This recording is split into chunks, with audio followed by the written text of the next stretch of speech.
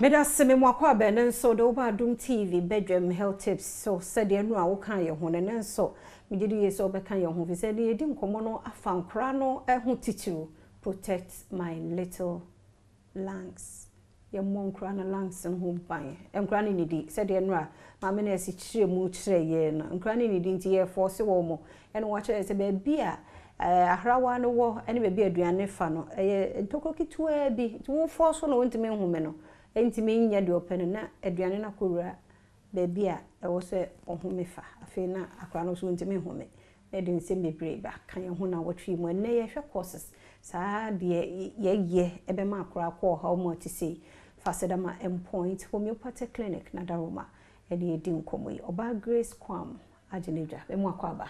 ye da se ne nso enu a obo ne to fa kire ye mu ne ne ye pese ye hwe e de pa na e course saa de no from mothers no ana nkra na so na etimi yes a ya nkola ni bi wo ha ejane no na omo sheda ampe so bi wo ha maame no bedwen so o force o pie ejane na hye ne num ma wedi ebinim so wo ha na obi aka kire no na me ne wo be ye wo mo da the same day e ba ne say na me de ya wo de ye de ne way fama na e ko na me de ya so compare ne ban weight any na down for there obi wa na ne in law about say na kwale kra wo feeding o ya ne den nti wenyi na ya eye hawa amamefo no omokom nti ono na dwene so me ma no ebia cap ne ma eno na be ma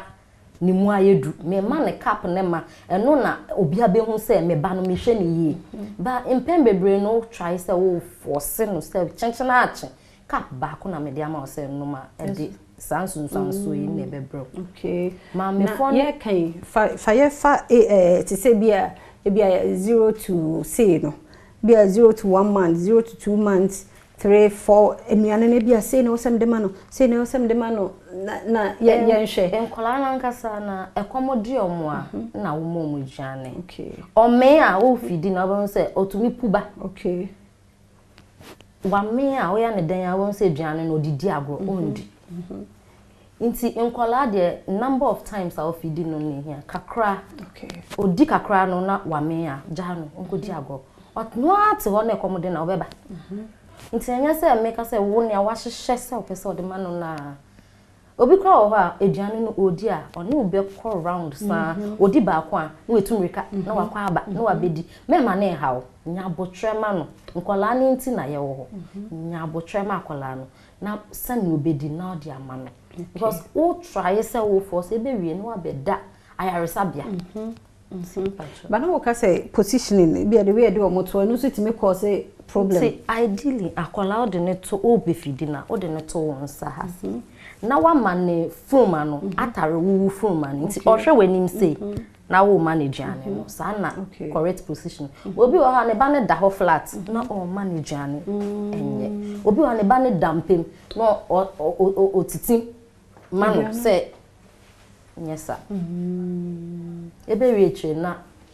eduane na kogu na hrawani nti kogu na because ya me ebi wo ho a nkura yisusu ebo wan say odidi na aduane ni fie ni hunu mu ba eno na cho say aduane ni bi akọ ne na hrawani mu ne bebi ode ho me kwan afa ho ti enya normal o say wo fidi wo ba o say bi fa ne hwene okay normal kwa ti say akora me a ye ntwa so akora ne me a wa me wo kenyin kra wo me a odi anko bio nti akola no o force na ena obi won say na wa fe because eduana abro no so obi say obi a wa mfe no obi say na afi do home engine so yi nti say wo fidi na wo notice say akola no ma no o ma na enenam na no ho ndi ampa twotwa so wa me okay ya da say nti eno nso yesua wo me ya twa so eno ano no fasedama endpoint Homeopathic clinic abata ni nyina so ye be ma so ye oba grannies nom ne ade obi a ye ntie because ya ne eja homa bia nannies nom ne